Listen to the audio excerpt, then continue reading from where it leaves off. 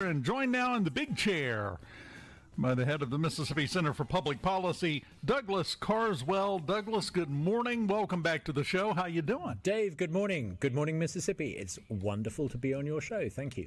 Well, it's wonderful to have you here. I've been saying that to you for a couple of years now, but it's never going to wear off, I don't think. Love having you here because you bring a fresh, clear-headed perspective to a lot of topics. And I think sometimes there's a lot of value in having someone come in from the outside and look things over and go, this is great, now let's make it better. Because somebody from the outside can see things that you can't when you're in the middle of it. Well, you can certainly tell from the way I talk that I'm not originally from around here. My great sin is to have not been born an American, in fact, not to have been born a Mississippian. But let me tell you, as an outsider, I think Mississippi is doing some great things at the moment. It is in great shape. There has been more economic growth in the past 5 years since I arrived here than there was over the previous 15. Now, I'm not saying it's all entirely due to the quality of the British immigrants that are stimulating the economy, but it's actually because your state leaders are doing some really, really smart things. They're cutting taxes. They are removing red tape. They are attracting inward investment. So Mississippi is on a roll. And I think people in Mississippi should take more pride in the fact that their state is no longer bottom of the class. We're doing some great things, and it's awesome to be part of it. Well, I love the point that you made, and we don't hear enough about these kind of things, but you made a post on X this morning pointing out that both Mississippi and Alabama produce more automobiles every year than Britain does. Yep. I take great pleasure in pointing out the achievements. Now, I look forward to the day that I can put out a tweet saying that Mississippi makes more cars than the United Kingdom, and I actually think that day will come pretty soon. Why? Because energy costs are low here, because the free market reforms that we're seeing under Tate Reeves and his predecessors are working. And by the way, socialism, which they're doing in Britain, sucks. And that is why the per capita output of Mississippi is now higher than that of Britain. And here's a real clincher. By the end of this year, the economic output per person in Mississippi will be higher than that of Germany. Now that tells you that I think our state leaders are doing some things right. There's a lot more we can and must do, and we can talk about that. There are many obstacles to success in the way, but actually don't beat ourselves up. We must reject 40 or 50 years of Hollywood indoctrination to think of our state as somehow being something to be ashamed of. Take pride in Mississippi. If every state had done as well as Mississippi over the past 5 years, America would be in much better shape. I think, and you bring up a great point there, because I think a lot of people, when they hear about the mass media programming people to think a certain way or to push a certain message, we think about other issues and other areas, but that's a very real one, because pretty much my entire life, everything that comes out of Hollywood and most of the mass media says that Mississippi stinks. Tell me about it. When I moved here and I told my friends back in England I was moving to Mississippi, they thought of all those Hollywood movies that portray the state in an unflattering light because of events that happened before most people in Mississippi were even born. And I think that is just an absurd way of thinking about our state. We should think about our state as being the state where Amazon Web Services invests $12 billion, where Nissan builds its new models, where young people are wanting to come to rather than to leave. And this is I'm not a propagandist for the state of Mississippi. I'm not obliged to say anything nice about any politicians in the state of Mississippi. I'm not aligned to any political party. But this is the truth. Mississippi is on a roll, and it's on a roll because we're getting these big policy questions right. The issue is, do we carry on with this, or do we sit on our hands? That is the best possible lead-in to a subject you and I have batted about many times, but we're going to take another swing at it. The issue of school choice. Have you seen any movement in terms of the attitude towards that? And is there any chance we can finally actually get something accomplished in this area this coming legislative session? There's real momentum now. Those of you who didn't have the great privilege to be at the Neshoba County Fair may not have heard the speech given by our Speaker, Jason White. He's been in the job for a couple of years now, and he clearly wants to see Mississippi continue the upward trend. And he said in his speech that his priority is education. And that kind of figures, because if you want a capable workforce, you've got to improve education. If you want people to move here, you've got to make sure there are good schools. There are all sorts of reasons why you've got to fix the education system. he made it clear that school choice is his priority. And he pointed to the fact that Mississippi is now surrounded on 4 sides by states that have school choice. That means that if you and I were having this conversation in Little Rock or in Alabama or in Tennessee, parents would be able to write to the school board and say, give me my child's share of money, and $7,000 would be paid into a dedicated account for your child, which you could then take to any school of your choice. It is transforming the education system in those states for the better. We need something like that here. Jason White's on board. And what's really exciting is that the White House is on board. The White House has made it clear that they want this to happen. I know for a fact, because I went up there in April to discuss this with part of Team Trump, the White House is on board with this.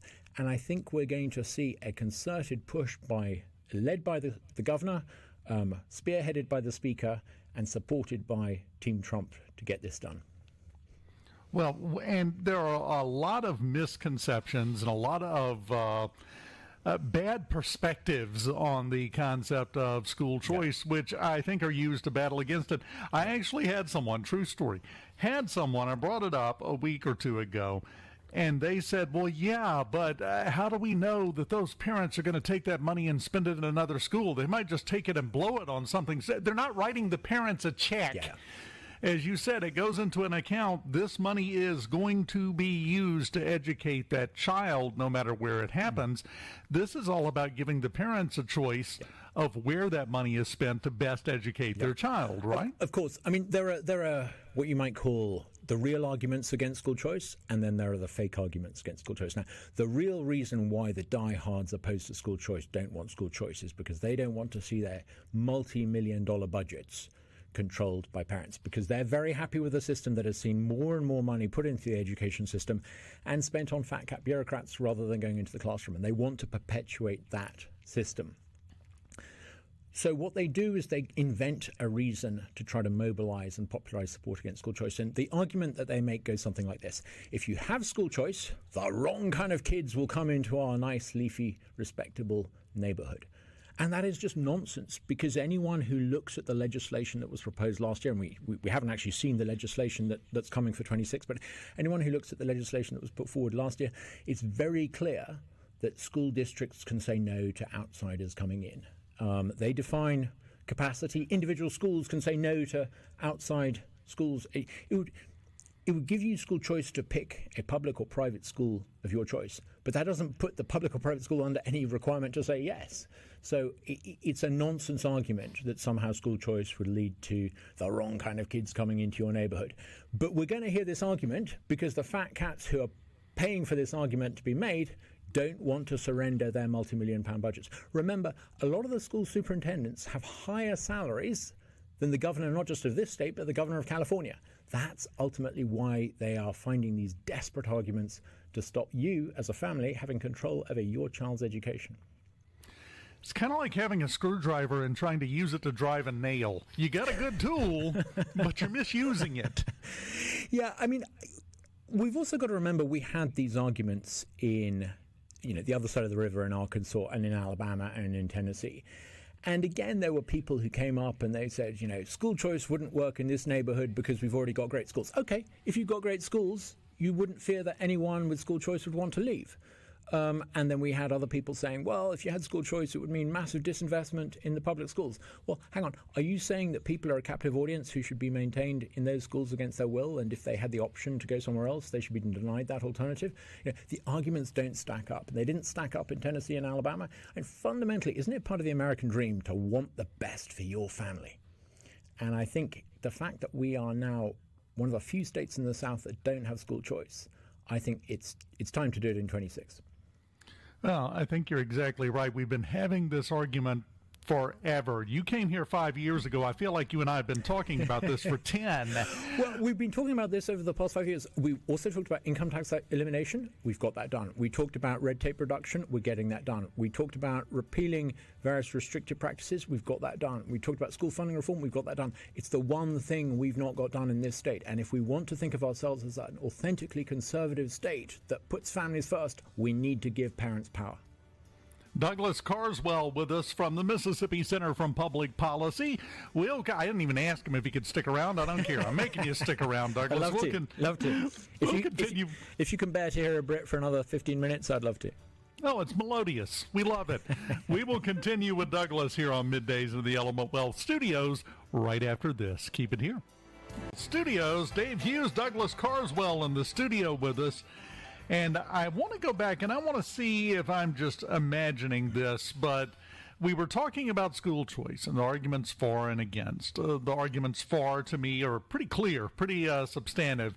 The arguments against, maybe not so much.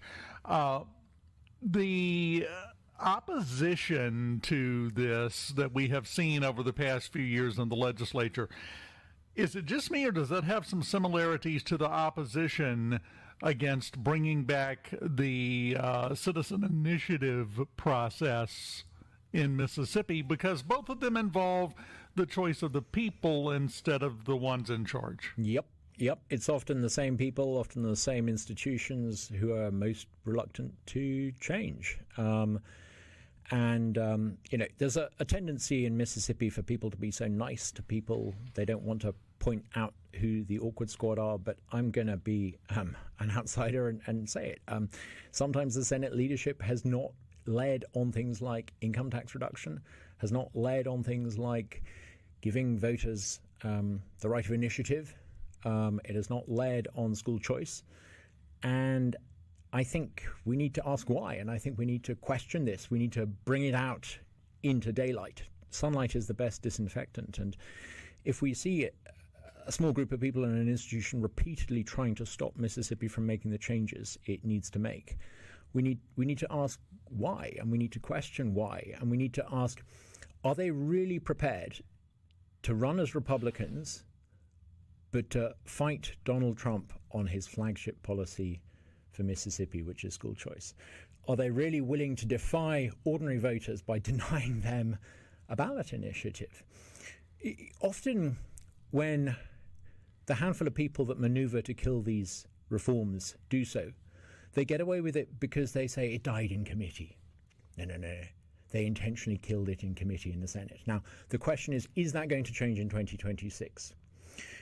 I suspect that a lot of your listeners are following who is and who isn't shaping up to be a credible candidate for governor. And bear in mind, I'm the one person in the state who doesn't have the right to vote. But I would bet that anyone who continues to oppose Donald Trump on the issue of school choice would have all the credibility and longevity of a snowman in August as a candidate for the Mississippi gubernatorial race. I think it's that clear. If you are a genuine conservative, you side with parents, not with teacher unions. If you are an authentic conservative, you have no problem in allowing families to decide what's best for their child. If you're against that, come out and say you're against it. Stop hiding behind procedures. I think we're set for a fairly straightforward fight. Pick a side. Are you on the side of the progressive teacher unions, or are you on the side of Mississippi families and Donald J. Trump? I would even phrase it more simply. Douglas, are you on the side of the people or the government? Yep. Pick one. Yep, absolutely. On a slightly brighter note, tomorrow, a great friend of mine, Starla Brown, who runs the extraordinary free market organization AFP Mississippi, is having a discussion where lots of interested parties are coming together to talk about what school choice might actually look like. And it's going to be a parent-led discussion. There are going to be people who actually teach in classrooms, who have kids in the system.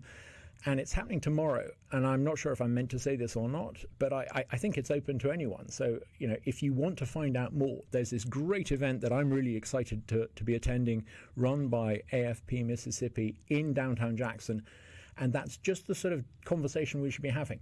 Let's work out the details. If there are good people who are concerned about some of the details, great. Let's try and build a consensus. But I think this has to happen. Yes, and I actually had Starla on the mornings show a couple of weeks ago to talk about that. I believe there's also lunch involved. Well, there's no such thing as a free lunch, but the fact that it's an unbilled lunch means that I'm certainly going to be hanging around. Never say no to a free lunch. No, never. That's a rule of the universe, I think, or it should be. I hope I haven't suddenly, as a result of saying this, caused Starla to have a sudden influx of vast numbers of people, so there'll be more people than food, but maybe that would be a good problem to have. But I think it's going to be a great event. If you're really interested in these things, I think come along. I hope Starla doesn't mind me saying that. I would just like to point out the relation between Douglas saying he's definitely sticking around for the free lunch, or excuse me, the unbilled lunch, and then immediately saying, I hope we don't have more people than food. There's a connection between those two. Suddenly getting worried that there may not be enough for me, but it'll be a good problem to have. Yes, it will. We want to pack that place out because these are the conversations that need to happen, and they need to be widespread. All the sides need to get in a room. And I would suggest, and I mentioned this in the first segment, I want to get your take on this. There has been a trend for a while where everything has to be serious 24/7, 365. There has to be a little bit of a loosening because that's how conversations happen, whether it be through humor or just informal conversations. We need to quit treating everything like it's the end of the universe, I think. What's your thoughts on that? I totally agree, and I think what's interesting and what's really impressive about what AFP has done is they've worked with people who traditionally would probably vote one way and not the other, and they brought them together, and they're bringing together pastors and educators who see this not as a political thing, not as a Dems versus Republicans, or they see it for what it is. How do we collectively make sure that kids in Hinds County and in Mississippi more widely get a better education? And when you start approaching the problem pragmatically like AFP is doing, I think you can build a consensus from surprising sources. Well, and certainly we hope that's going to be the outcome of this when the session starts in January, because it's time to see some movement on this issue. Absolutely. And you can tell that I think change is coming because the sheer desperation of the progressive teacher unions. I mean, they're putting out nonsensical attacks on people like Speaker White and state leaders. So I think they're cornered, and they'll go down fighting, but I think they'll go down. Question is, who in the Senate wants to go down with them? Yeah, as our resident expert on Britain, you've now been given that title. Congratulations. The vice president making a trip over there. And I don't know if you saw this, he has criticized the lack of free speech in the UK right now, and I think it's hard to argue that doesn't have a point. He's right. He's right. I mean, I'll give you. I tweet very often. I think I would have run the risk of being arrested for saying the things that I say routinely here in Mississippi on social media if I was saying them in the UK. I suspect actually, if the police went through J.D. Vance's tweets, he may be subject to a visit from Her Majesty's Constabulary. Free speech is in retreat in Britain, and it's great to have an American leader go there and highlight these things. It's very embarrassing for the British government, but if you're going to behave like the dictator of a banana republic, you deserve to be embarrassed. So kudos to J.D. Vance. I hope Britain listens. Well, they have this van that's going around over, I think it's in London, actually, that has on all sides and the back the meme picture of J.D. Vance with the chubby face and everything that people have seen all over the place. And they're touting that and saying, you claim we don't have free speech, but we're allowed to ride this around. I would like to point out that back in the 80s, there were people in Russia who were saying, you're wrong when you say we don't have free speech. We can make as much fun of Reagan as we want. The very day that a bunch of these middle-class, rich, leftist progressives protested J.D. Vance visiting the UK, over 1,000 largely Muslim invader migrants crossed the English Channel and invaded the UK and have come permanently. If they had any sense at all, they would want to sit down with J.D. Vance and say, you're in charge of an administration that has ended illegal immigration into America. How can we learn from you? Rather than virtue signaling against J.D. Vance, middle-class Britain should learn from him, and they should have a little bit of humility to recognize that perhaps the Trump administration has fixed things that they need to fix in their own backyard. So I'm really pleased. In fact, J.D. Vance is staying in the village right next to where my delightful wife Clementine and I got married. It's in the Cotswolds. It is a beautiful part of the world. I hope many Americans will visit it, but I hope that Brits will have the humility to recognize that actually there are things they must learn from this administration. Let's see. Ending uncontrolled mass immigration, I think, is the single most impressive achievement of this government, and I wish the British government would learn from them. I just want to get some clarification here, because you're talking about unchecked. From my perspective, the outside perspective, it's not even that it's unchecked, it's welcomed. They seem to be ushering them in as fast as they can get them across the channel. So I think step one is kind of simple. Close the door and then start working from there. I mean, the British government has allowed in the past 2 years nearly 3 million people to come into the country, mostly unvetted, many of them Islamists. They're creating a huge problem for the country's future, and unless they address it, Britain really will become a third world country. Import the third world, become the third world. That's how it works every time. It's a corollary of the old expression, you are what you eat. You take in too much, that's what you are.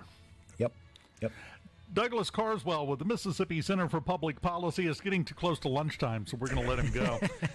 We know his priorities. Thank you so much. It's always a pleasure to be here, and thank you for listening, Mississippi. Anytime, Douglas. We'll be back in the Element Wealth Studios right after this.